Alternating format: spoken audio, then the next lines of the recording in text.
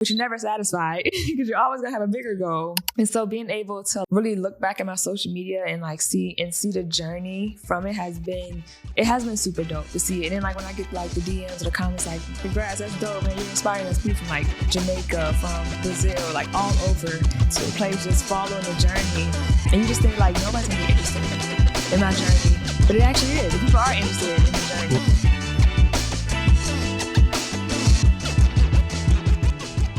What's up, everybody? Welcome to the Born to Tint podcast with the Miller Brothers. I'm Ricky. Happy to be here with my big brother, Josh. How's it going, everybody? Today we have a very special episode for you. We have Allie with Ace of Shades, North Carolina Tinting, out of Fayetteville with us. Been following her journey on social media for a while now. She's got a really cool story about how she got into the industry. Check it out. No, Tint Wiz, Eric jumped on when we had the opportunity to start the podcast. It was something he had been kind of ragging on me about for a couple of years. And my biggest thing was bring it to me. Like, show me which mics to buy, cameras, how we're going to, like, give me the at least bones of it, and then let's make it happen. And it was always something that got talked about, never got actioned on. Yeah, and that's always usually the biggest problem too. And then we had a guy I follow, Ryan Pineda, which he does real estate, he flips homes, and technically kind of influencer when it does come down to it now. I was already following him because he played baseball locally, and then he got drafted. And so it's like I knew of him. Mm-hmm. And then all of a sudden he started running an ad, like pretty much along the line, start your own podcast, but use my team. Because like he was how he was doing his clips and doing his podcast was like, all right, that's exactly how we want to do it. Mm-hmm. So we went through the ad. I sent it to my sister. She set up the phone call. We talked with him, and we did like a 6-month trial, pretty much, I guess. Yeah, you had to lock in for 6 months or 90 days. 90 days. So when we sat down with them, they said, you got to at least do this for 90 days because you have to actually let it play out because it's not going to be like instant return. Yeah. Went through all that. So we got to use, because he's in Vegas, because he was going to coach you through how to set it up. We doing 4 podcasts a month, 1 a week, and then you get 7 reels from each podcast. So if anything, it gets you consistent on your social media. So when I saw that, we went after that, and it was one of those things like we had hit Tint Wiz up and we're like, hey, would you be interested in being like the sole sponsor? Like same thing, like when we started doing this, like before we got like halfway through the conversation, Eric was like, not even halfway through, I think he got as soon as I even mentioned it, he's like, done. Yeah. He's like, tell me how much. And he became the sole sponsor. So, and then beyond that, I need to fucking leverage more. Well, you have the social media to do it. Yeah. You 100%. I'm just not that confident. I don't think. I think I just still don't understand my worth. Well, you have way more. I think that's my problem. Yeah, if I just came across your page and didn't know your story and know you've only been in it for a year, I would not think that. And I've been in the industry my whole life, so you're definitely portraying that even to your audience. That's not the tin industry. That's customers, right? Like, yeah. So the fact that you started there is you're light years ahead of a lot of people because we just finally started getting serious with it. Yeah. And we've been doing it a long time and we've seen the return. So, I mean, I think we got lucky in the fact that we have the tenure of just having the fact that we're second generation tinners. My dad's starting the business, putting us into the industry. And then with the trophies, being lucky enough to win and have that, like, to me, that's what kind of gave me the confidence, which I wish I would probably had a little earlier to kind of go after it. But that kind of gave me a little bit of confidence. The fact, like, because for me, it's always weird, even talking to Eric or even Solarguard, or when it comes to talking about anything, when it comes to money, like, I don't want to overstep. I'm not trying to, like, I want to make sure that we're both in it together. Like, we're committed as much as you're committed. So that's definitely always the hardest thing, is to get to that point of realizing, like, all right, I don't want to over ask because I don't want to seem like I'm just being greedy. Right. But at the same time, like, I don't want to go all the way out by myself. It'd be nice to have a partner with it just to help, lessen the blow, say if it were to go sour or anything like that. But when it comes down to it, when they do commit to it, it does give you the confidence of like, well, obviously I think this is a good idea. And they're like, we think this is a good idea too. So everything came together at like a perfect timing for us when it came down to it. Like Eric jumping into the industry, and then us just, using Tint Wiz, and then seeing like just Eric just give, which seeing that pattern, it makes sense. Like he understands, like, I'm playing the long game. Right. And it's like, he's given us that confidence too. It's like, even with the podcast, I knew we weren't going to get an immediate return, but we got a return much faster than we anticipated. Like when it comes to lead generation and just our reach in general, like we're getting calls from customers that, hey, I want to get my house tinted. It's like, well, how'd you hear about us? Well, saw your Instagram. Like I didn't call no one else. I called you guys. I didn't even know I could tint my house. Yep. Yeah. So before you even got in there, like they already know you. You already sold. Oh. That's the thing about social media is like people buy into you. Like they're not price shopping around. Once they see you, like they're bought. That's it. So that's great that y'all got onto that shit. Yeah. You know? Yeah. And if you're selling from that direction too, Oh, we've been going. Oh shoot! Yeah. Dang. We're just trying to have a conversation, so we typically don't even say when we started. It's I think when you're selling from that point of like confidence and trust and knowledge, then you're not having to compete with the person who's chopping prices just to try to get the person that's price shopping. If you can gain that trust, like that's everything.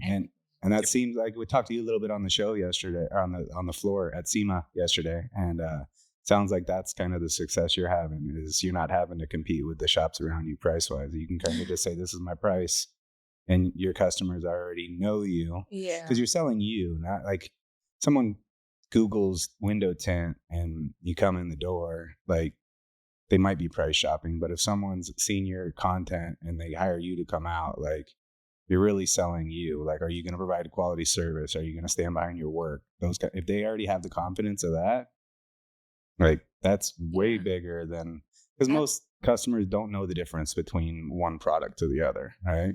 No, they don't. No. And that's why, like, I think I get a lot of ceramic clients, and I think it's because I push it so much. Like, I advertise carbon film here and there, but I push carbons. Like every time I get a ceramic cart, I'm going to post ceramic. I'm going to post about how great it is. And so like 90% of my clients are ceramic clients because whatever you post in front of your audience, they're going to go with because they trust you. And that's what we're talking about, like building the confidence, that bond up before they even see you, which is like the best thing about social media. Because also you get to see like how I'm taking care of your vehicle, the process of it, even just how friendly I am. Yep. And it's just, you just feel like you could trust the whole process overall. So social media has been life-changing.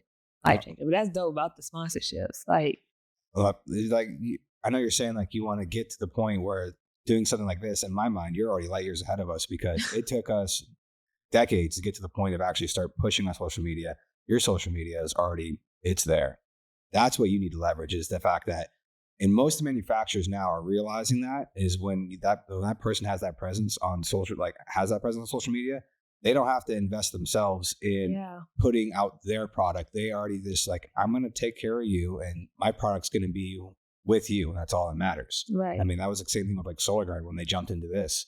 It was like, they knew, like when it came down to it, when we were talking with them, it was, we're not just doing just SolarGuard. We're talking to everybody. It doesn't matter who it is, Expel, 3M, American Standard. It doesn't matter what product it is. I want to talk with everybody.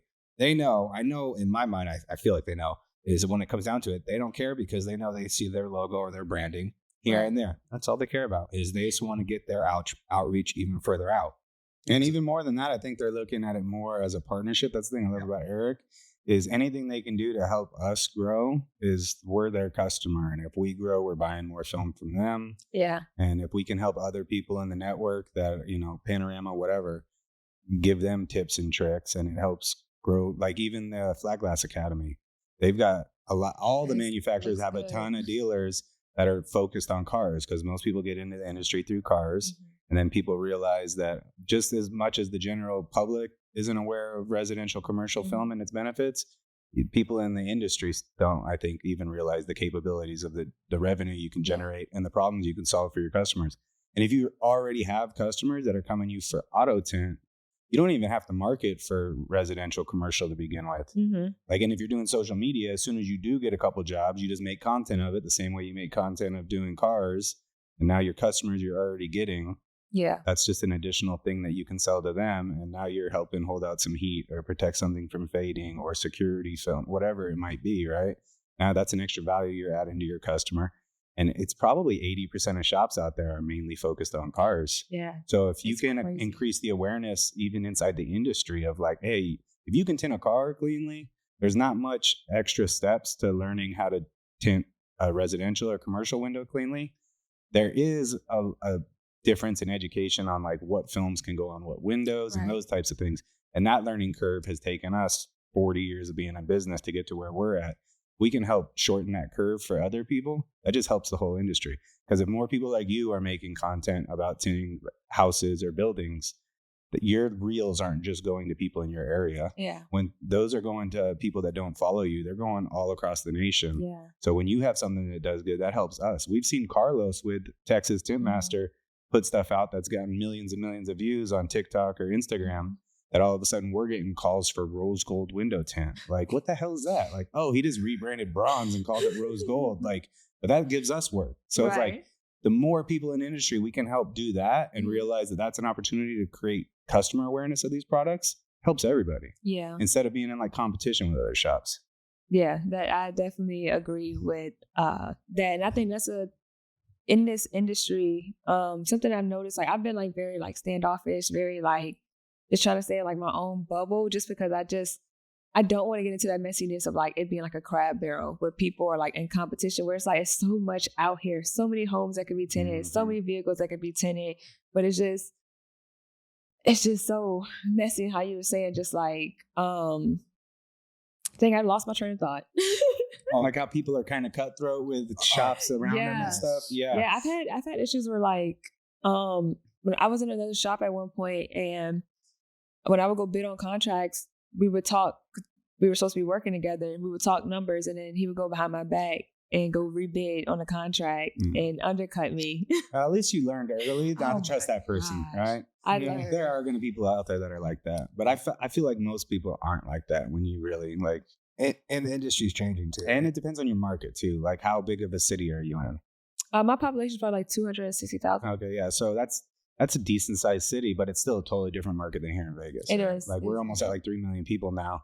So it's like, I don't really care how many other tin shops there are. Yeah. There's so much glass and so many customers that we can service that like, there's no reason to even pay attention to what anybody else is doing. I definitely agree with that. And I think the great thing about social media is, even if, how you say, you're a $3 million population and I'm a quarter, not even a quarter, a fraction of that. There's still plenty of work there. Yeah, it's so much work, but not even just that. Social media is work coming outside of my city and my state to me, or I'm getting hired to go out and do jobs in different states or different cities. And so it's like this power of social media is like, it's not just focused on my little town, it's focused on everybody. And so even I have clients, they'll drive up from a different state.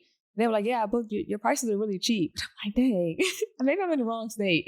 This is like the frustrating thing for me when I talk to like old head in the industry, people that have 10, 20 years experience that refuse to get on social media, is like, you've been doing this for a year and you got people that trust you enough to have you come to outside of your area to go do work for them.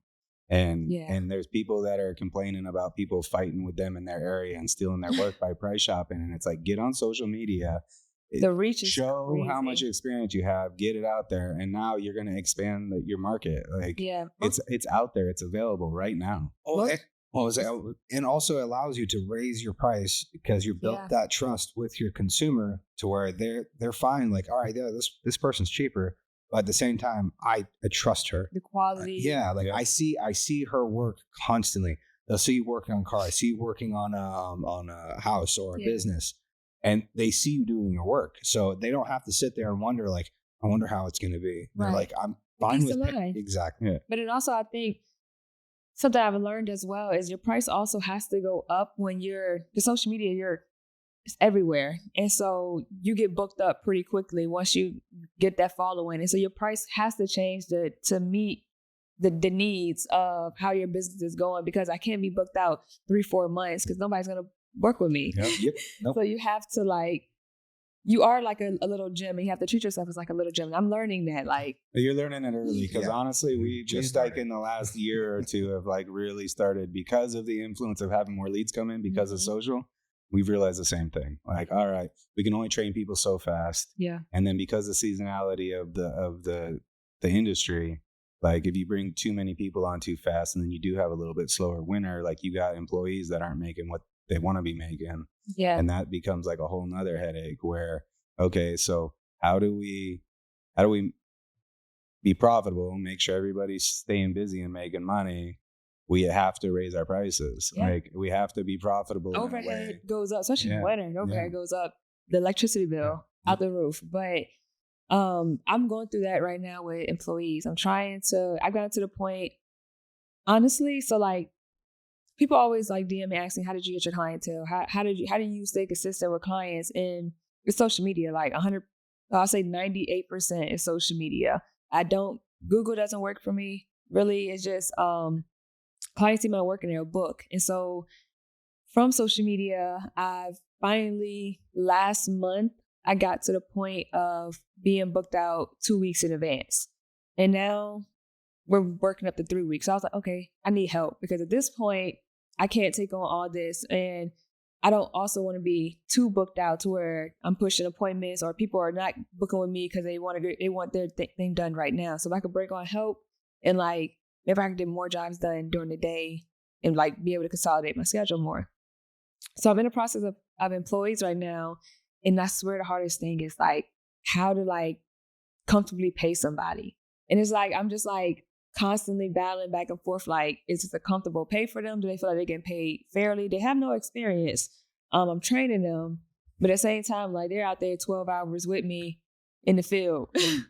You also got to look at the fact that yes, that is one of the harder things to know that, all right, am I paying you enough for what you're getting? But at the same time, the knowledge you're passing on to them, that's also, that's another way that you are paying them. You're teaching them a trade that technically at any time they could, after they know it, go anywhere in the world and go make money. So you got to put a value on that, what you're training them, because technically, yes, you want to give them a paycheck because you want them they got to survive.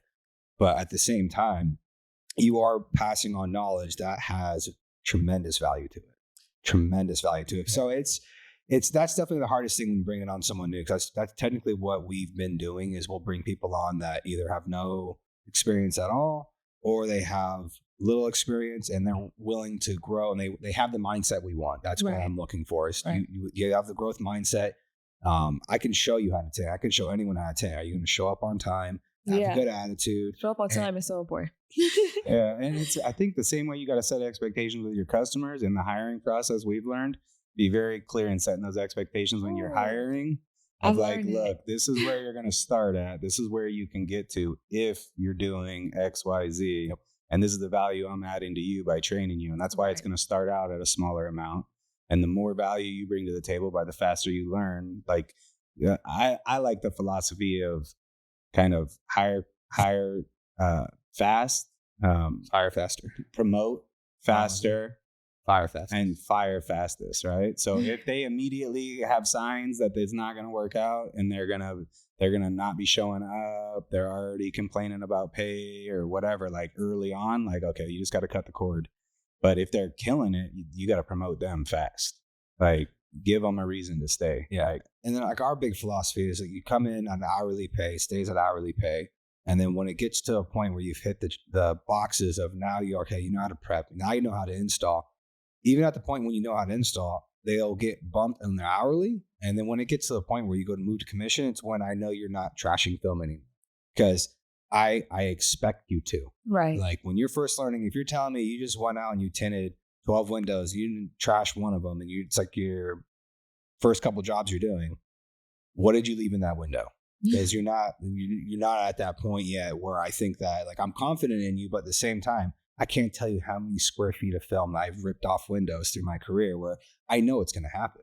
And especially with the trainees, I've seen the same thing. Like, I don't want you to feel like you have to leave that window on because it's going to cost you money. I'm gonna acquire that cost. I'm fine with acquiring that cost because I'd rather you learn faster, and the only way you're going to learn faster is repetition. Yeah, like that is the main reason. I think everybody starting new has that fear, or like that when you mess up, all you think about is the money you just lost.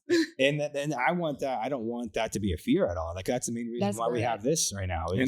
And as a business owner starting out early, like, I know that's even a bigger fear because you're the one that bought the film, right?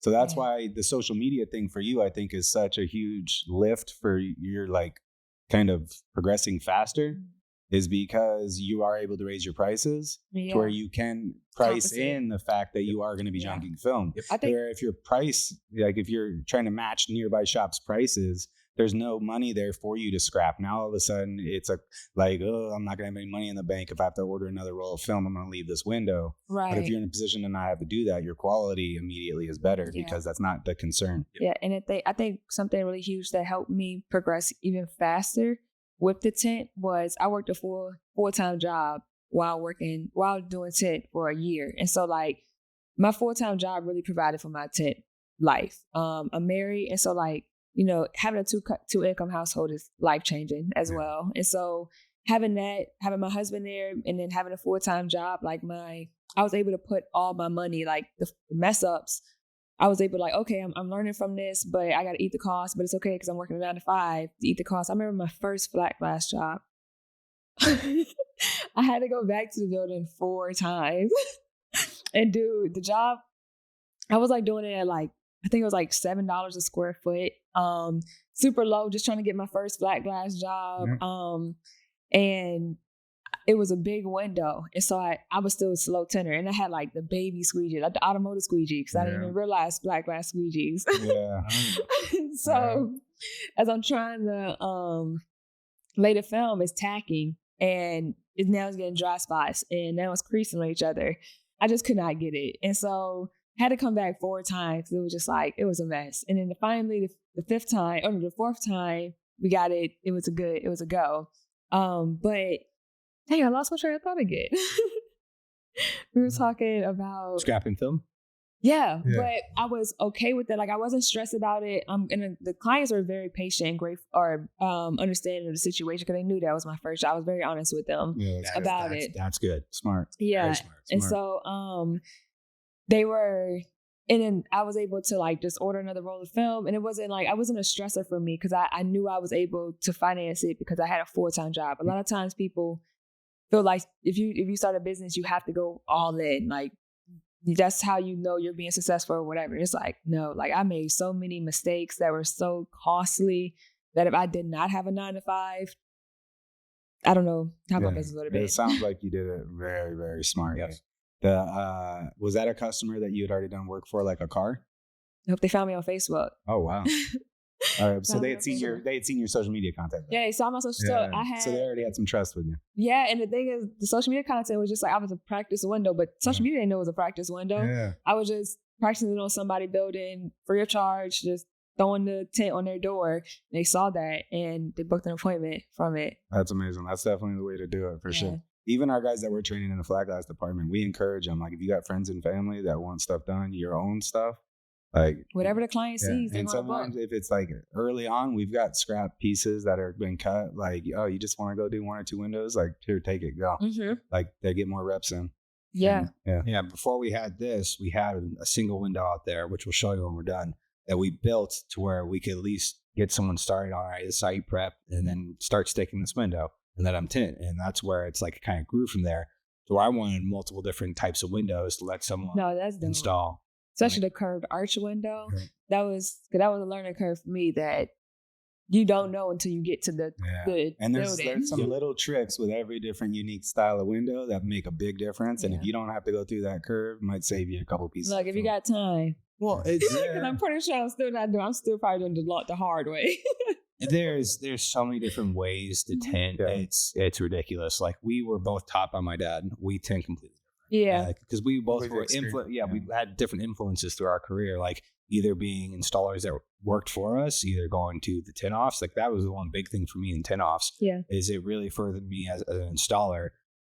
You saw it's different. Oh, and everything. Like paint protection. It grew my paint protection skills like tremendously. Like unbelievable amount. The very first competition I went to in 2015.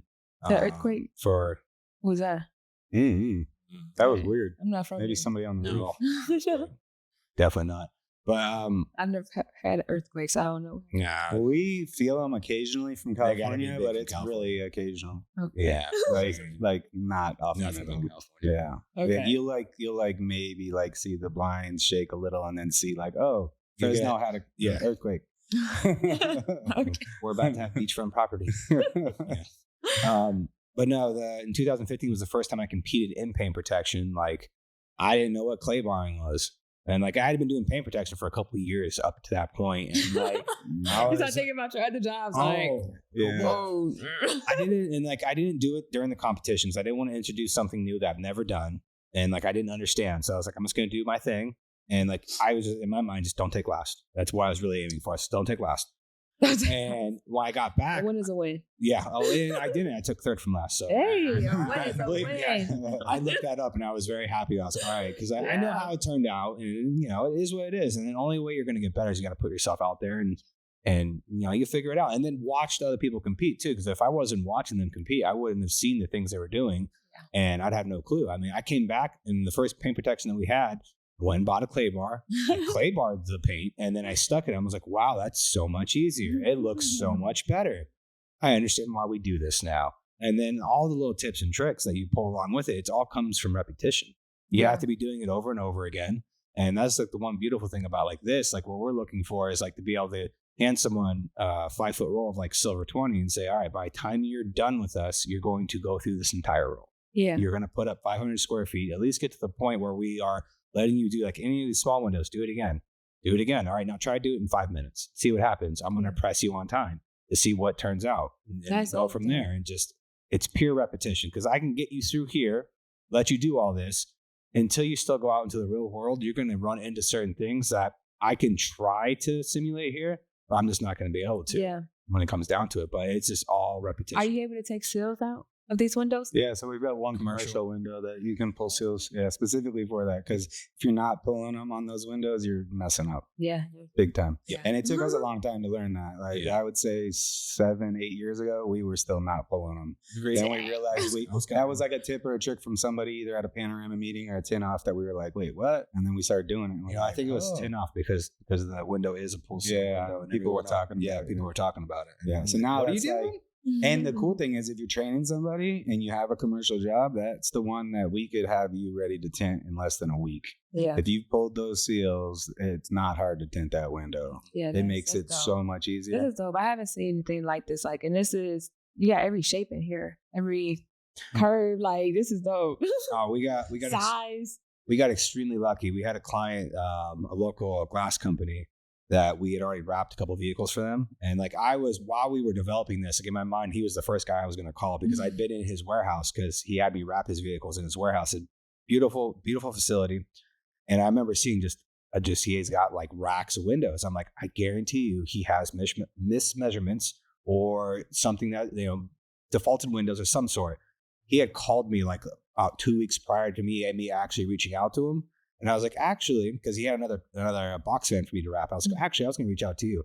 By chance, do you have like extra windows? He goes, yeah, my boneyard. All my mismeasurements, all my canceled customers. Yeah, come on by, take a look. And we were able just to go in there like a kid in a candy store. I'm like, ooh, I want one of those. Ooh, give me 3 of those. Give me those. And then as we started looking at the different windows, we're like, all right, what can we put in this wall? What can we put in this wall? And try to cover as much as we possibly could. Yeah, I definitely executed. I think, and that's the cool thing that I've learned about entrepreneurship that I've been in just for a little over a year now. It's like the networks or the connections you meet and the people, like you never would have met a freaking glass person. Like if you ever broke your glass and got your glass, y'all just had like quick conversation in passing. You would never had nobody to call up for. If you ever break a glass in your home or something, you know who you could call now. And I think that's the great thing about entrepreneurship is like the other people in business that you meet. And you're like, dang, I have somebody in my back pocket who does freaking, I don't know what, but I may need it one day. You the guy who built this entire place out, local contractor that it's hard to find. I wouldn't say it's not hard to find a good contractor. Yes, it is. Okay. Yeah, it really all is. Right. In all industries. So I mean, but I would say almost every industry kind of has that point. Like even with Tint, we go to consultations where it's like, you guys answered your phone. You showed up on time. Thank you. And like, oh, you took your shoes off. I appreciate that. And it's like stuff like that. It's like I came across this guy and even the warranty thing. Yep. It's like, are you going to stand behind your work? That's a big thing. But it's like same thing. I came across this guy. He did a small project at my house and like he hit all those check marks. I was like, I have a project at my shop. Can you come down? And like we started laying out the phases. We start with our lobby-way. He built a small wall in our lobby-way and then we repainted everything. And this was like the last phase. And like along the way, I never called one other contractor for a price. I didn't care because he hit his worth. Oh, exactly. he hit every checkpoint, answered his phone, got me a proposal instantly, said I can start on this day, started on that day, was done within the time frame he was, and anything that when it comes down to it's, hey, what's this up? We got to take care of it. And he's taking care of absolutely everything. Yeah. And it's like, all right, if I'm going to present my company in that same light, I'm going to like, if I found my contractor, that's my guy. And the funny part is his name is I Know a Guy. And like, that's the name of his company. So it's like perfect. So when anytime anyone within, like we're in their house tinting them and they have like, oh, do you know a contractor? Yeah, I know a guy. And then hand over a card. And it's like, here you go. Go to this guy. I know he's going to take care of my clientele. That's like, good. He probably knew that, or the first time he used you, he probably had no idea of like what he was walking into or the fruits of the seeds that he was planting. Like what were they going to? Yeah, that's the other cool thing about the reason why we did this is we're not just having people from the tin industry in. We've had him on here now.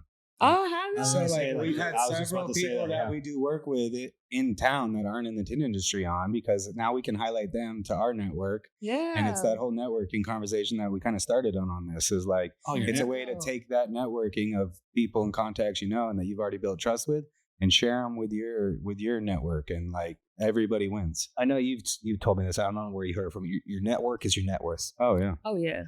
Like that's that holds true. I mean, like our network within the industry itself, like anytime I have a big project, there are at least 4 or 5 dealers on top of my mind that I know which order I'm calling them in, or actually not which order. I know I'm calling all 5 of the guys, pretty much who answers their phone first, but I want to talk to each one of them. I'll run the project by them. And at no point am I worrying like, are you going to steal this project? Like at any point, I do need that. Oh, and that's definitely something in this industry that thankfully, like where you're coming into it right now, you're entering in a great spot because like back about 15 years ago, it was pretty cutthroat. It was pretty cutthroat. Yeah. Like it was something where you kind of did have to watch what you said because that person was going to be a snake and go behind you or go talk to the manufacturer. And all of a sudden, like you've lost that bid. And it's like, okay, which person did I talk to? Yeah. And that's unfortunate part. Yeah. The funny part about this, sorry.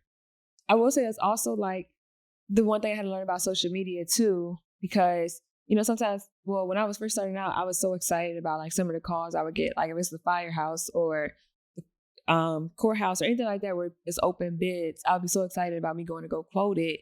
And people will watch my social media to see what I'm going to go quote to then go bid. So that's the hard thing about social media as well. Cause it is still cutthroat. Because I mean, people are just trying to eat out here. And so now I don't post like until I got a confirmation that the quote is accepted and we move forward. I'm on the vendors list and things of that nature. Yeah. No, it's definitely, I mean, learning curve.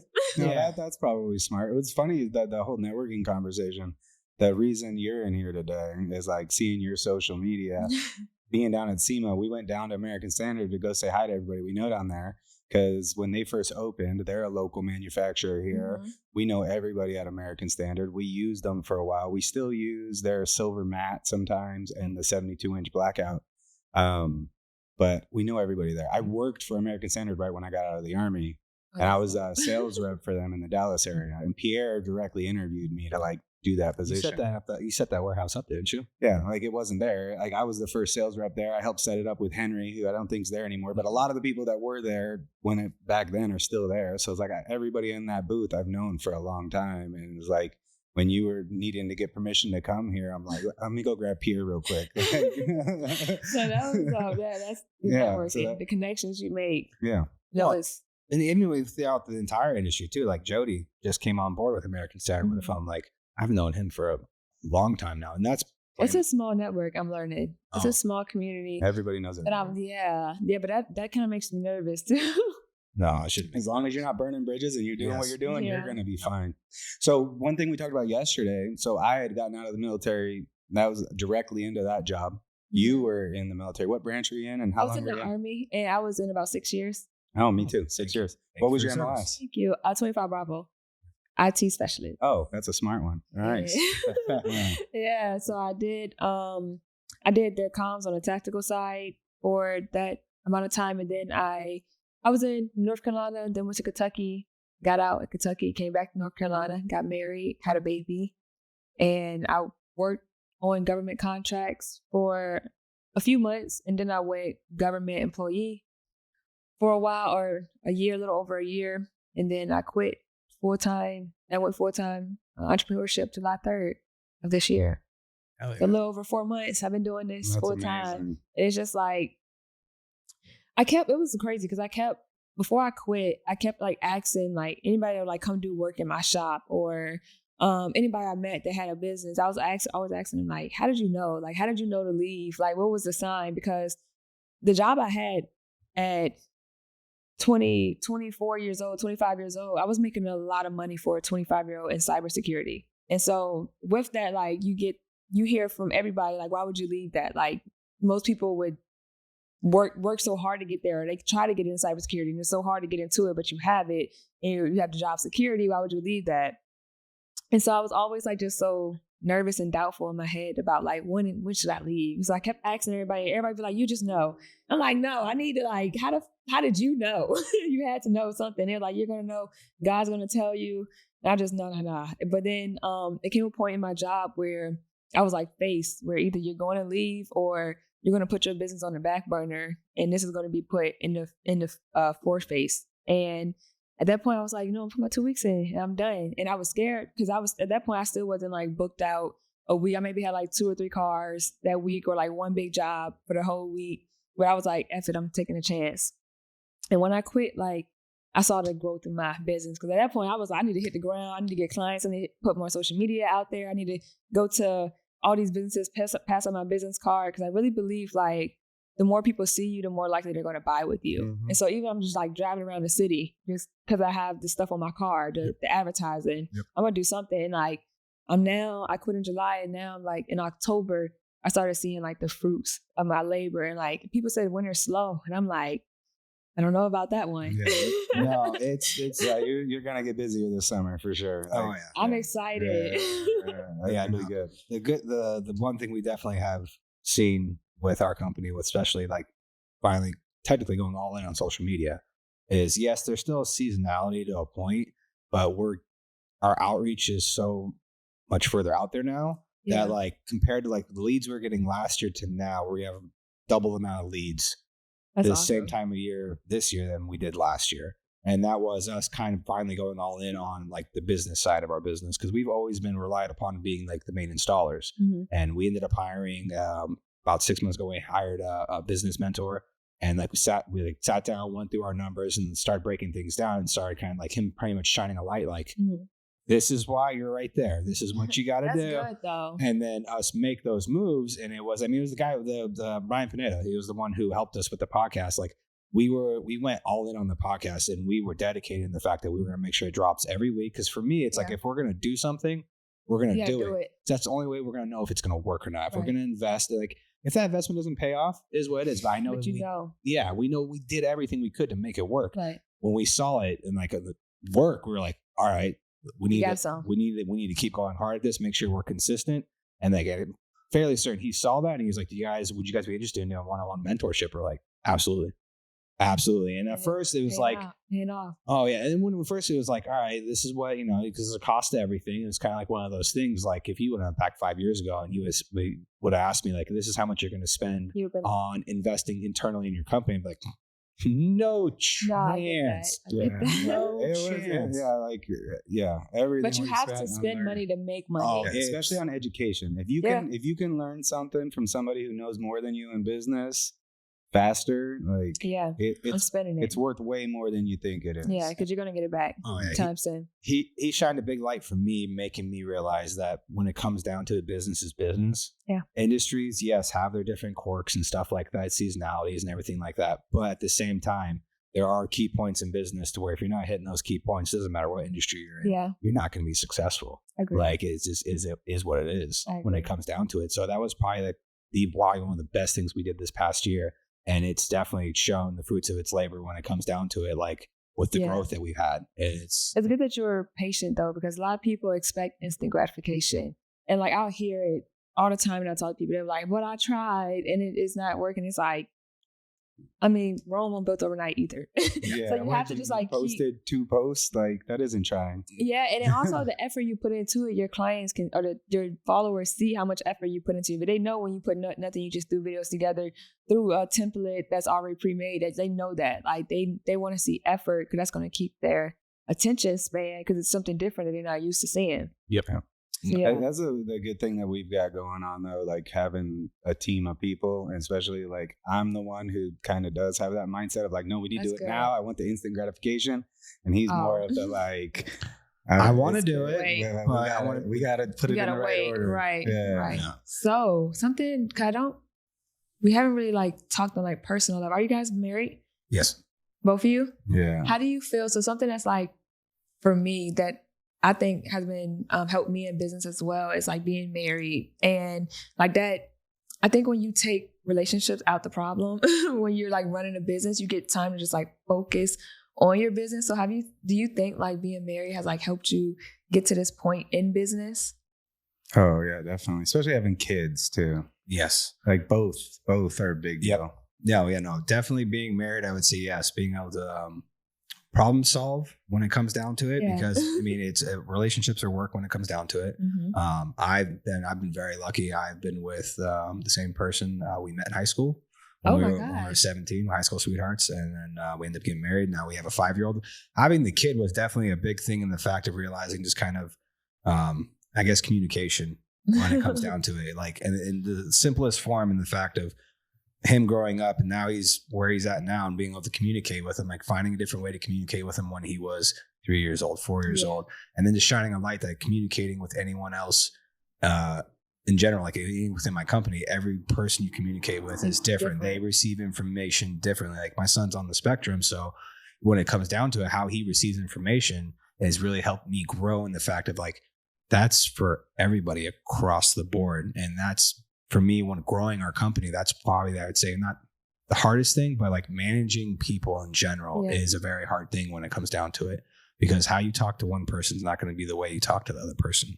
Yeah. And it's not because I'm trying to treat that person differently. No, it's because they receive different. Exactly. Mm-hmm. And I'm definitely a little bit, I'd say scared to a point when it comes to getting the classes kicked off, because when it comes to tinting a flat piece of flat glass, like I know I can do that. Like I unfortunately probably come off as cocky, but like I know I'm really good at it. I know where I'm really good. Don't calm yourself. Right? I said not at all.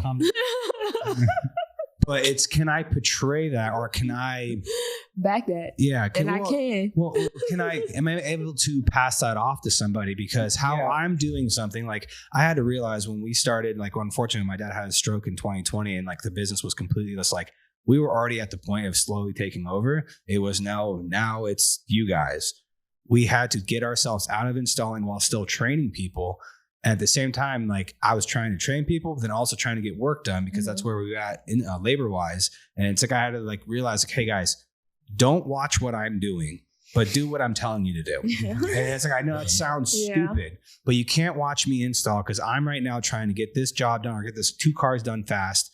And I'm going to skip half of what I just told you because I have 20 years of experience to know what I'm skipping and the reason why I'm skipping it. It's not going to lower my quality. I'm not going to damage the vehicle or do anything like that. There's no different trick. Exactly. And it's like, I need you to perfect this simple trick first, because when you get to this next step, you'll understand why I had you do that. And then eventually you will get to a point where you pick and choose what you like to do. Like any person we've ever brought on that is technically, they have 7-6 years experience, whatever it is, I'll tell them the same thing. Like, I'm going to let you do you until something keeps happening. And then I'm going to say, hey, why don't we try this? Because you're having the same issue for a reason. This is what I did to negate that issue.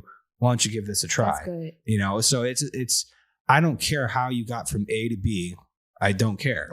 As long as that quality is where our standard is. That's all I care about. As long as it's there and you do all the things like in between, to where you're not like leaving trash all over the ground or spraying water all over the place, like damaging anything. Like how you put it on the window, squeegee it on the window and cut it.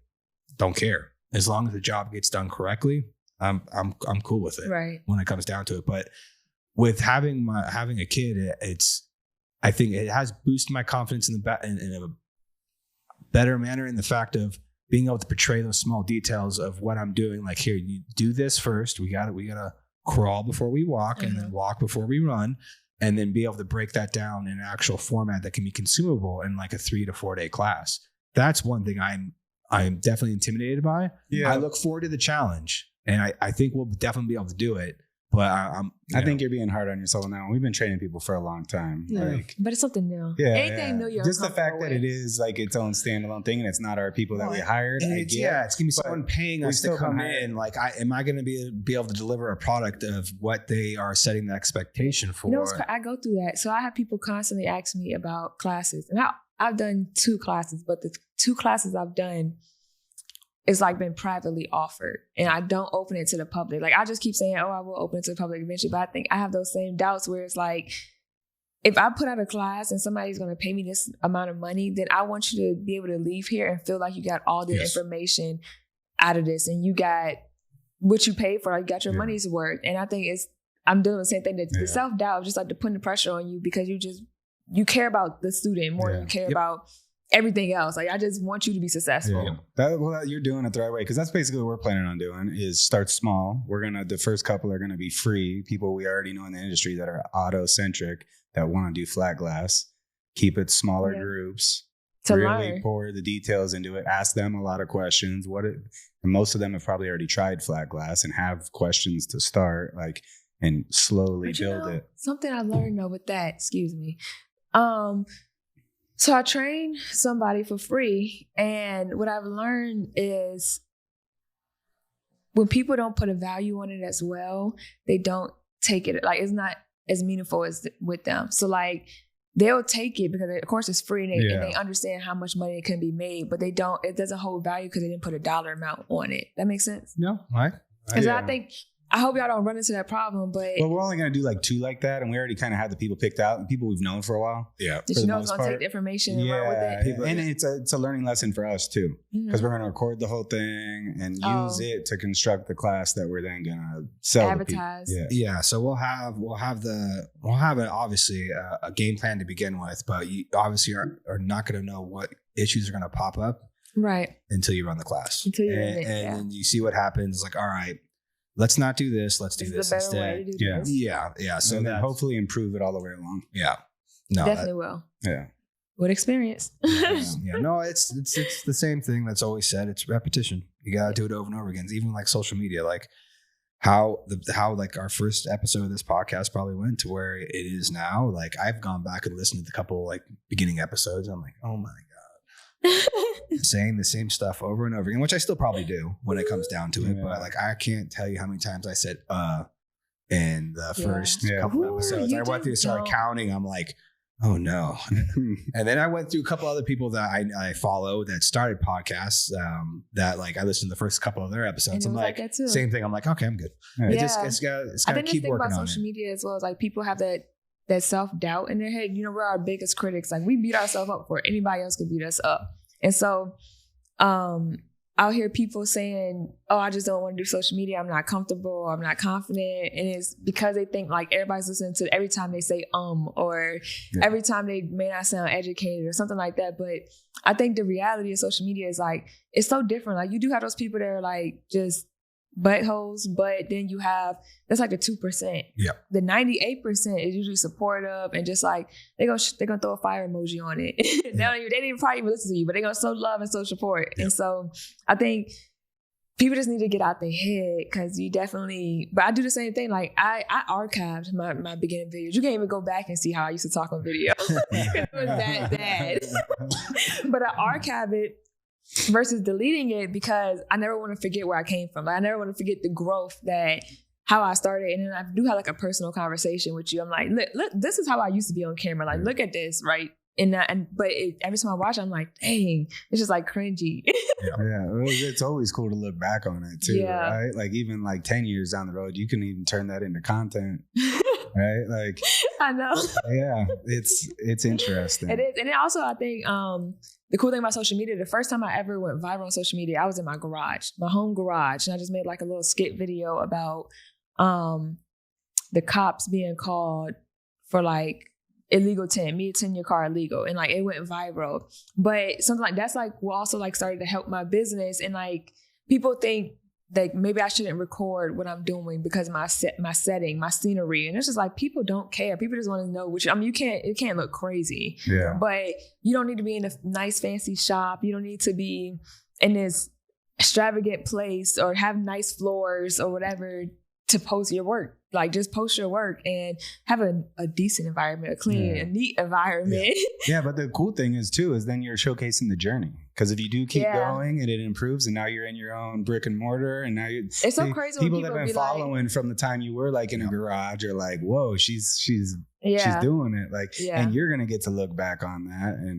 And who is it that always says it? Like being able to look back and like follow, like there are certain people I follow that have been posting for a while that you can follow their journey. But imagine if you like could go back and watch Steve Jobs' journey. I know, right? Like you could do that for yourself right now. Yeah, I think that's what you're doing. I'm starting to get like in that mindset, like feel better or start doing that, like looking back on my journey. Cause you know, when you're in this, like you have goals, and when you hit the goals, that you immediately start thinking about the next goal, and you just like, because you're just constantly after the chase, because you know where you want to be in life, and you know you're not there. Like, I know I need to accomplish these small goals to get to this big goal, and so I'm gonna just keep knocking these small ones until I get to the big one, and then hopefully when I get to the big one, I'm satisfied. But you're never satisfied because you're always gonna have a bigger goal, and so being able to like really look back at my social media and like see the journey from it has been super dope to see it. And then like when I get like the DMs or the comments, like, dang, like somebody, first time I posted I had an employee, someone was like, dang, you have an employee, that is so crazy now. Like to see that you have an employee, it's like, dang, people are actually following my journey and like seeing all of it. And I remember when I was like doing quotes for like 4 or 5 months, and like when I first got my first job, they was like, dang, you finally got your commercial job, congrats, that's dope, man. You're inspiring us. People from like Jamaica, from Brazil, like all over the place, just following the journey. And you just think like nobody's gonna be interested in me, in my journey, but it actually is. The people are interested in the journey. What would be your best tip for somebody who's like getting into like, or trying to get into finally posting on social? Like just record everything, use stories. What was your thing that got you going? You have to be intentional about what you post. Like if you just posting whatever, like nobody cares about whatever. Like it has to be direct to what you want your clients or whoever your consumers, the viewers to see. So I always base mine in 3 categories: satisfying, educational, or entertaining. So for like window tinting, satisfying is a squeegeeing. Yeah. People would sit up all night watching the water go out the video. Yeah. Educational is, let me show you how to do a relief cut. That's educational. And then entertaining is like I was saying about the cops getting called and them telling them that I tinted their vehicle. And so I always was gearing my content to those 3 categories when I post. And then when it started there, I was like, okay, it has to be something else too. Like I know it's more to it. Did even more research, and I knew I wasn't good at marketing as well. So I hired somebody. I think she does marketing. I wasn't really sure, but I had a referral from her, and she said she got my marketing together, my content together.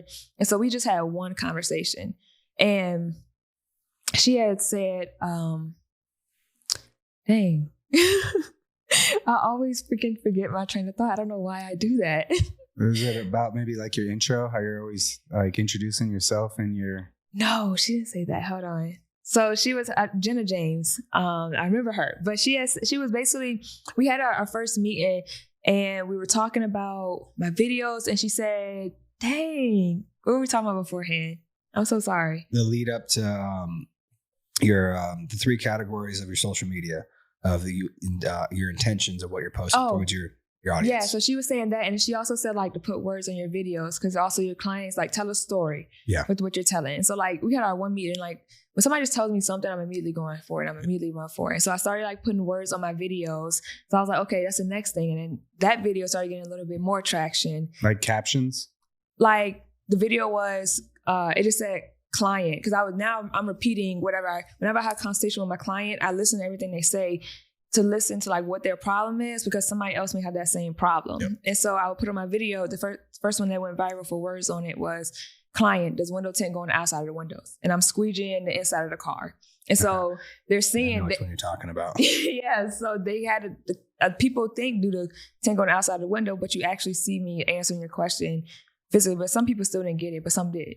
No, especially in the industry. Actually, I walked up to one of the guys at Solar Guard's booth yesterday that was shrinking a window on the out. He was shrinking a back window, and he had a crowd of people around him. And I walked up, and like he knows me, he knows I know. I was like, I thought it goes on the inside. That's how it be. And so I took that one, and then I knew there had to be more to it. And I was just like after it. And then I started like whenever I watched something that caught my attention, I was like, why? Like, why did this catch my attention? Whether it could be any type of video, like, why did I stop on this and see this? And also, like, in TV, like, why is this show more interesting than this show for me? And so one thing I really noticed was how quick splits were, how quick the scenes change. Yeah. And so you sit down, you watch anything, TV shows, a movie, the scenes flip every about 2.5 to 4 seconds. Yep. And so I know when I'm doing content, so I already know what category I'm gonna put it in. I know I'm gonna put captions on it, come and listen to what my client told me. But now I'm gonna throw different scenes in it to keep your attention the whole way through. And so I'll just continuously just keep moving my camera. That is fantastic advice, because that's something I realized when I was making, because I was making a lot of our flat glass content at one point, just like offhand. And I heard Mr. Beast say something about that. Then I went back and I watched one of his videos, and his videos he's a genius. Like, if you go watch any of his videos, you will not count longer than 3 to 4 seconds, and there's something new on the screen. Either they zoom in, zoom out, show you something entirely different the whole video throughout the whole thing. Maybe towards the end, they might have some stuff that's a little bit longer than that. Yeah. But definitely in the first minute, first 10, like, and it grabs your attention. Every 3 seconds, almost on like a perfect cadence. It's like changing what it's showing you. And sometimes it's even just a zoom in, zoom out. You don't even have to take different camera angles. Yeah, just to change the scenery. And you notice when you start posting stuff like that, like, oh, that got way more. That got way more activity. It's funny you say Mr. Beast, because when I first started in entrepreneurship, I was on just YouTube looking at everything, and he was one of the people, like, where I went back to his beginning journey, and I was like, how did he get to this point? I was just like watching the interviews of him and talking, and just how much he put into it. And it just but he does freaking YouTube. He does something completely different, but even the knowledge that he gives is still helpful to our business. Even like with me, how my business model, people always act like, how did you know, like, how to build your business out? And my hairstylist, like, they do not play. And so I built my whole business model around hairstylists as well. Whether like the deposit, the late policy, the anything that they put in place was in place for my business as well. And it put a respect on my business as well. Because a lot of people are afraid to put boundaries on their business. Like, they'll just take in a 30-minute late client, not realizing that 30-minute now push the client who is going to show up on time and do the right thing back. Versus me, I'm like, no. Like, when booking, you understand that 15 minutes is your cap. Because anything after 15 minutes, now you have put me back on my schedule, and now you're making the next client pay for you being late. And unfortunately, I hate to do it because I'm missing money as well. So I definitely hate to do it. But also, I know you need your car tinted, and you're going to hate it, but I have to reschedule you because you couldn't get on time. And that's the unfortunate part. But hairstylists don't pay.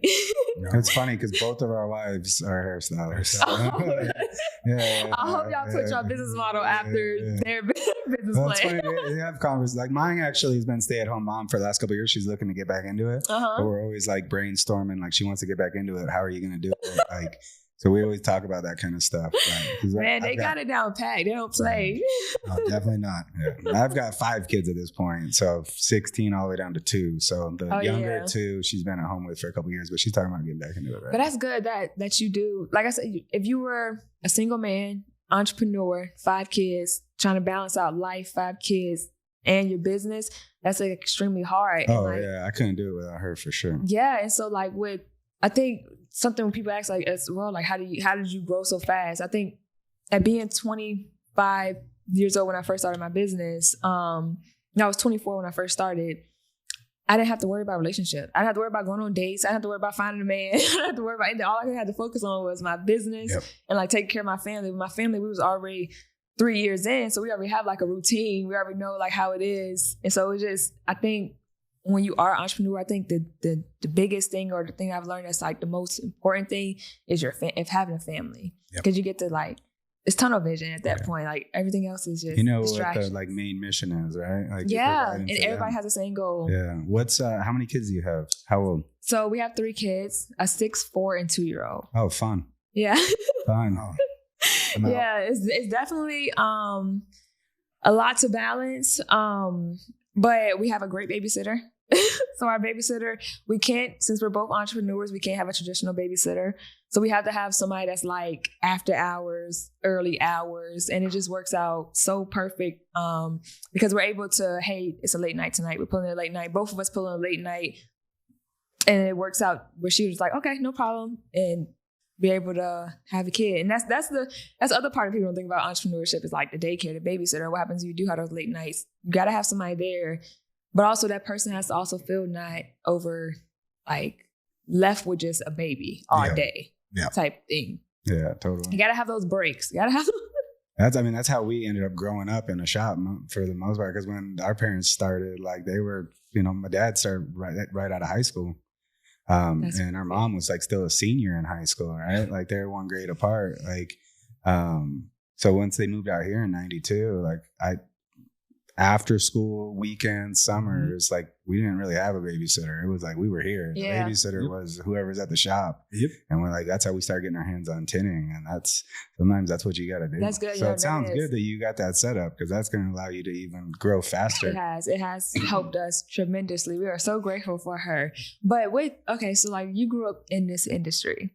And so with it, my kids are going to grow up in this industry. But I've noticed that like a lot of kids do not want to take over the business, or they're not interested in the business.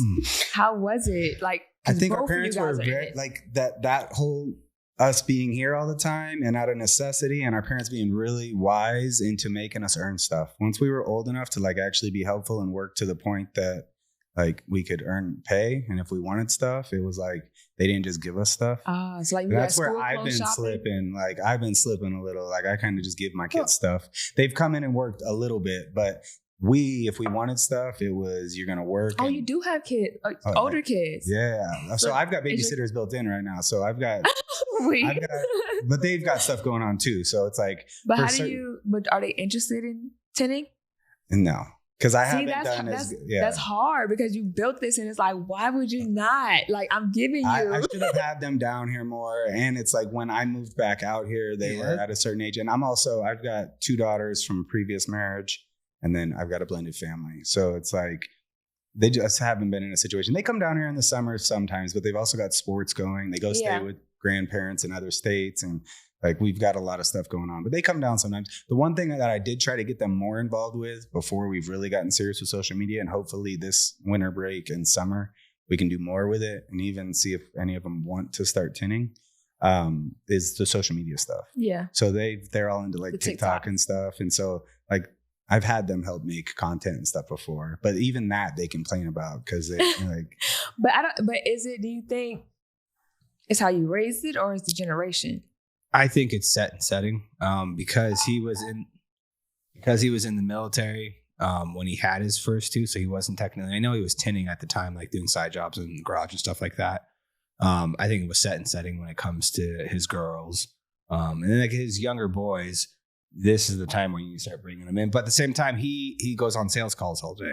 It's kind of hard to bring them. Yeah, so like my role is my dad was still installing, it's like, and the cars mostly in the shop, and we were smaller and like. Yeah. But so did you guys, when you went to the military, like what made you not join the business and go straight? So that's the funny thing is like how we ended up here. Like if you at that point in time, you would have never thought we'd end up all running the business together. Even our sister, she never wanted any part to do with it. And now she's like, it's the 3 of us. Like that's dope. Well, and a giant crew of people that we couldn't do it without.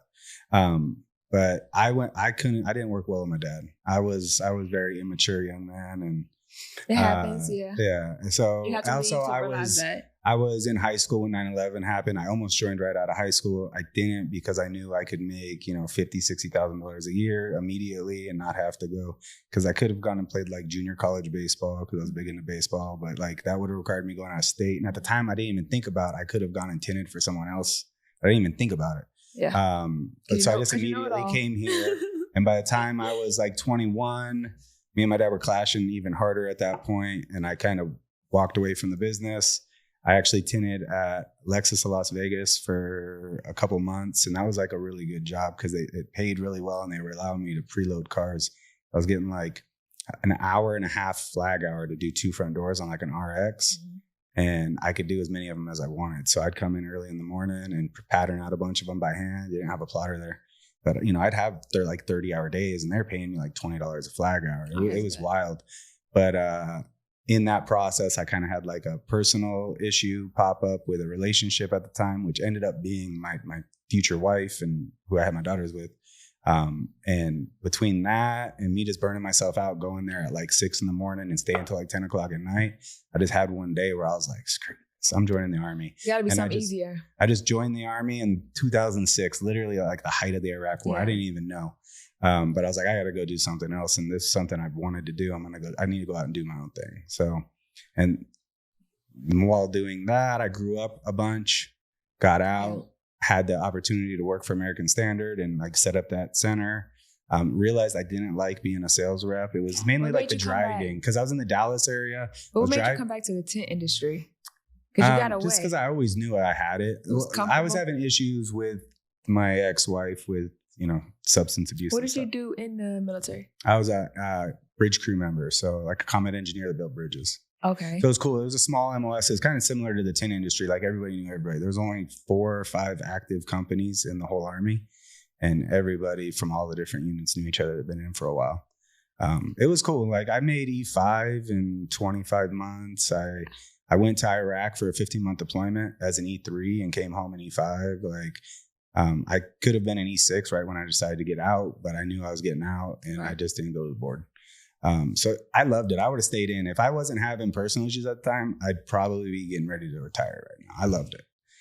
But I knew I could go back to the tint industry. That was the thing of having this skill that my dad gifted us with was like, I knew I could go make money tinting. So I immediately, that role was like an opportunity. I literally signed a deck statement, got out of the Army early to accept that role. But within like 4 months, my personal life got worse because that was the main reason I got out, was trying to like fix that. That got a lot worse. I ended up in the middle of a divorce, quit that job because I couldn't do all the driving and I didn't like it. Yeah.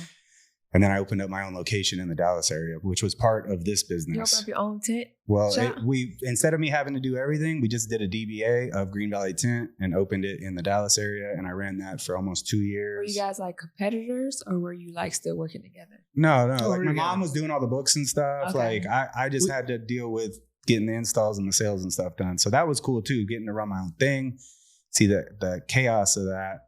And then once my divorce was final and I had the opportunity to come back here, like my parents wanted their grandkids back out here and they made me a really good offer to come back here and be part of this business. And I was like, yeah, I'd rather be part of the machine rather than do what I'm doing right now. And it worked out really well. I came back out here in 2014. You had to go through your own journey. Yeah. So I've been back here for 10 years and it's been great. And then I almost within less than a year ran into my current wife.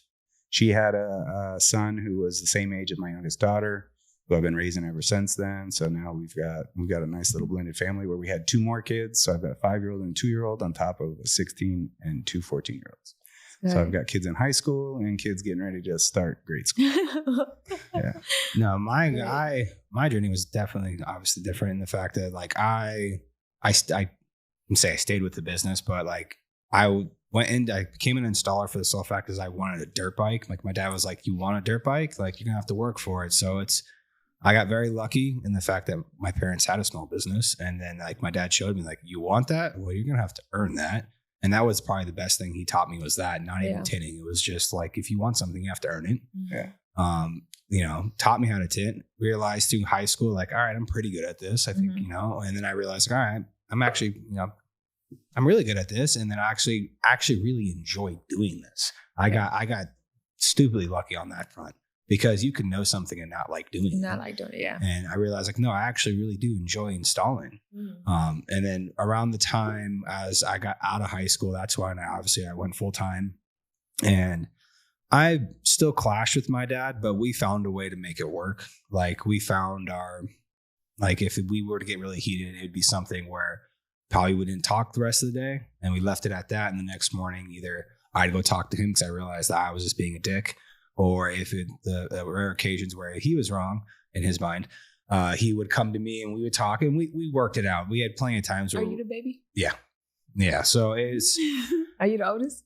I am. Yep. My sister's... Oh, just... Okay. My sister's the middle child. So yeah. So it was one of those things when he got out of the military and it was like, he was like, I want to do a tint shop out there. It was like, why don't we just, instead of starting your own thing, like, use the influence that technically we kind of had at the moment. You know, we're a 10-year company. Like Solar Garden knew us. It's like, why not let's open a second location? And that was great. And then when they came to me with the fact like he was going to move out here, I was like, absolutely. Like I get someone that I know I can hand a task off to, that I know it's going to be done to the exact standard that I expect that I'm doing it to, and like what my dad taught me. So like it's instant trust was yes, absolutely, let's go. So when he came back at a very pivotal time where we landed a big account and we needed another, if I could duplicate myself, it was perfect. It was like, all right, hell yeah, let's go. That's so. And then with my sister, she went off. She was like, I'm never working for the company, which is okay. She went off. She went to college, the college thing, worked for a couple different corporations. And then when she went to have a kid, she wanted to do part-time. And at first, the company she was working with said, yeah, it's fine. You can work 2 days from home, a couple days at here in the office. And coworkers didn't think that was okay.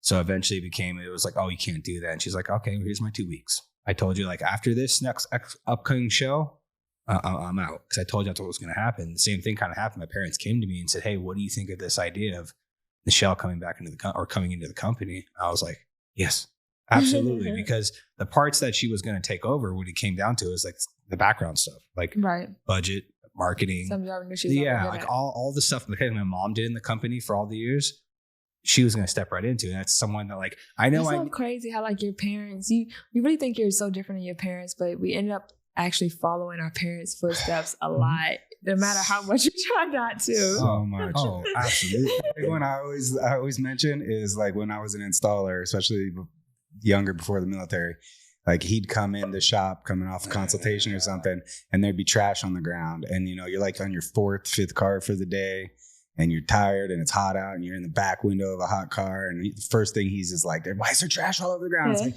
because I'm tinting this window. Like now it's for me, like, and I don't like freak out on anybody, but it's one of the things that like if I walk in and like, that's the thing that like, it surprises me how much, like if the shop's a mess that I'm just like, I'll just start picking it up and I won't even say anything to anybody. But that's one of the things that like makes my skin crawl now. And it's like, man, I used to give him so much grief for that, but I understand it now. Like, especially with social media and content, like if we want to just be able to film anything whenever anything's happening at any given time, we can't have a bunch of trash on the ground. But it also, that liner is death. Yes. It's death. That was his big busted thing. my hip so many times on that. That was his big thing. That was dangerous. Somebody might slip and fall. So, which is true. Which, I mean, I didn't realize at the time that the things that he was harping on us about were small things that actually made us better the difference. Installers, better businessmen. Like how you're doing those small things is how you do the big one. Yeah. So it was definitely it's the same thing for me. The things he used to harp on me about, and I'm just like, now I find myself going to my guys and I'll see my guys doing it. I'm like, guys, no. And I unfortunately probably set a couple of those bad habits because when some of our guys came into the company, I was just an installer. I was in my 20s. I was a disaster. Yeah, I was a disaster. Like, so it's like I helped set those standards, unfortunately, thinking it didn't matter. Now I look back and I realize like, damn, he was right. He was right about almost everything. Damn it. And we've had those conversations with him and I've thanked him for it. And my dad finally got his wish. He always wanted his kids to run the business. And that is what it just organically kind of happened. Like my brother came back in, my sister came back in. And like, for me, when it was swinging all the way back. All his hard work, he felt like it was worth it. Oh yeah. That's all you want is like, my heart. I built this for my next generation. And all I want you to do is like to enjoy the fruits of my labor. Like, you just have to manage it. Like I did the work for you. Like just manage it and like grow it and make it better for the next generation. And so that's why I asked you about your kids, because my kids, that's a fear because I hear many business owners, their kids do not want to take over the business. And it's just like, I do not want that for my kids. Well, see, the funny part is like, we've had this conversation with my dad before, is we really wanted to start focusing on our business because we want our business to, obviously, everyone wants to be profitable. Yeah. Would we ever sell our company? Maybe. It just depends, obviously, setting, offer, all that stuff. What would actually what it come down to? Like for my dad, though, he looks at us, he's like, well, why? Like, because he looks like he wants the grandkids to take over. Like my son loves coming to the shop because like on Saturdays, 5. When I bring him to the shop, he like, it'll be like on a Saturday where my wife, she works like every other Saturday. And so I'll bring him down here because I know he loves being down here. He's the buddies with everybody down here. He walks up, "What's up, guys?" And it's like the problem I foresee with him right now is showing him like, hey man, you don't just step in and like you're running the show. You gotta start from the bottom. You gotta start from the bottom. I was like, when Daddy started, I picked up trash. I became the best trash picker I possibly could.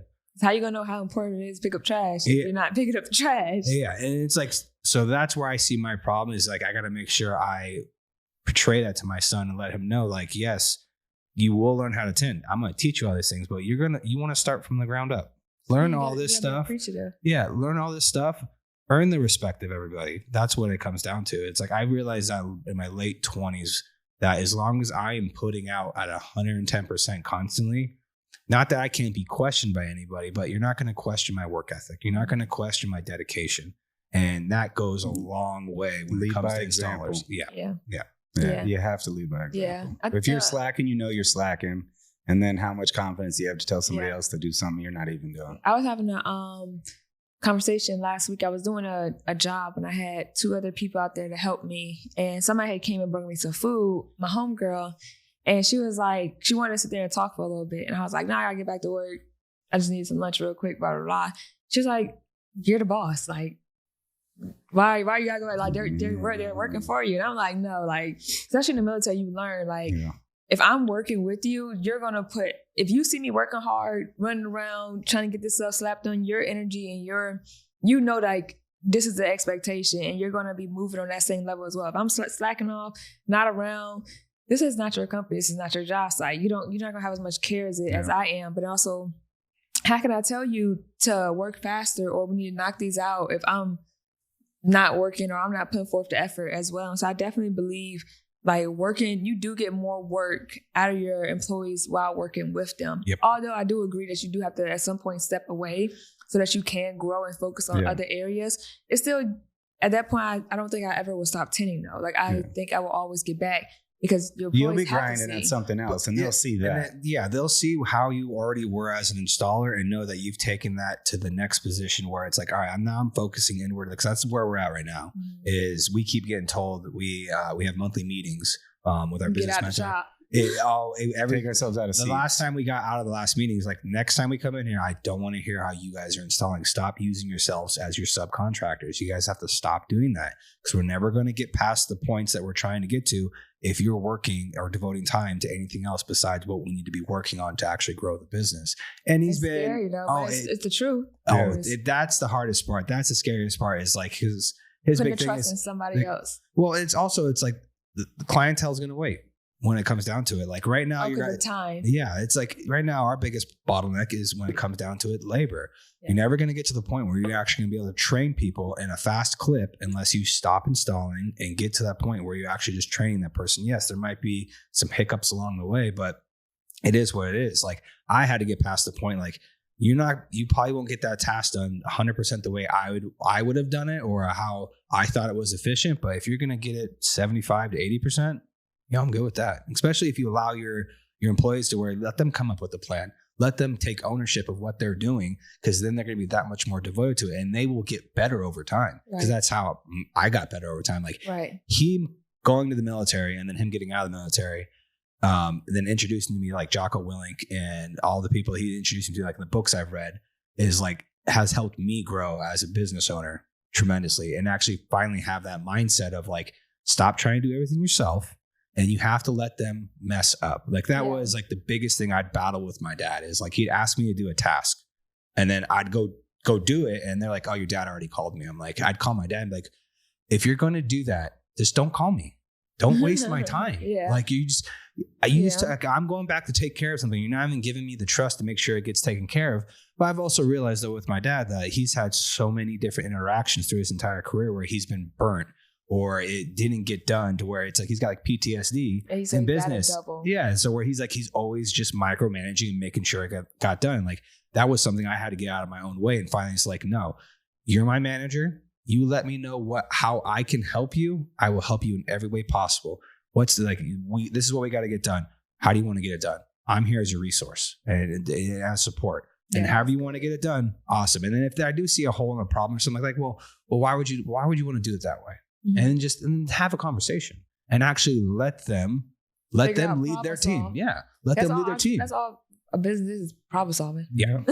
Absolutely. Yeah. And the military thing was definitely big for me. Definitely like seeing the good NCOs that I worked for, their entire job was to train you to replace them. And that's like the whole model all the way up. Every person is like, your real job isn't to get the mission done. That's part of what you're doing. But you're actually training your guys to replace you, while your NCO in charge of you is training you to replace them. And my job is to take care of them. What do you guys need? How can I help you get the mission done? And how can I train you to replace me? That was like the big thing I learned there. That was like, and it applies to everything. Yeah, but you're in order for you to earn that respect from your soldiers, be able to train them, you had to see you put in the grind, put in the work. Exactly. Yeah, go through the struggles with them, out there in the cold with them, not trying to get out the field.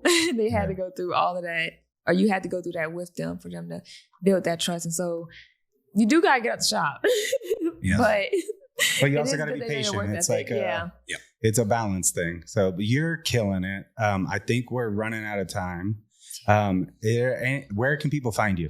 You can find me on Facebook, Instagram, YouTube, TikTok at Ace of Shades NC Tinting on all platforms. I am based out of Fayetteville, North Carolina, and I am a window tinter. Thank you so much for coming on here. Thank you guys for having me. No, as soon as I saw you on the show floor yesterday, I was like, okay, I'm going over and seeing if she wants to come on the podcast, because I've been following your journey and it's impressive.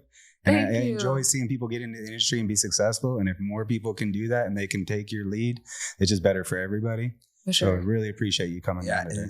Definitely. You already have what the manufacturers are hunting down. I understand I've only been doing this for a year. I've only had my business out.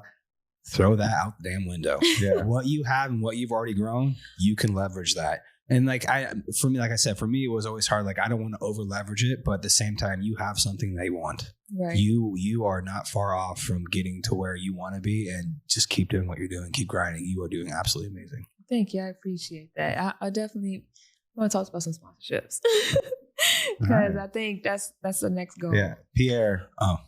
Take care of this girl. Every 10 off you go to, ASWS, no matter what, I'd go to Pierre and tell him I want to go to this 10 off and say, like, let's make this happen. And if for some reason Pierre does not take you up on that offer, I guarantee there's a manufacturer out there that will. I guarantee you. Oh my gosh. I'm just telling you.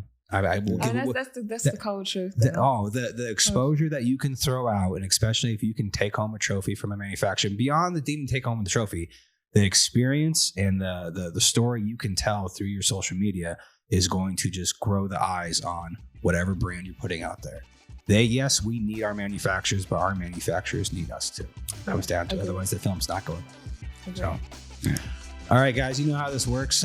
Follow, like, share. We appreciate you following this journey, and see you on the next one. Subscribe, follow. Thank you.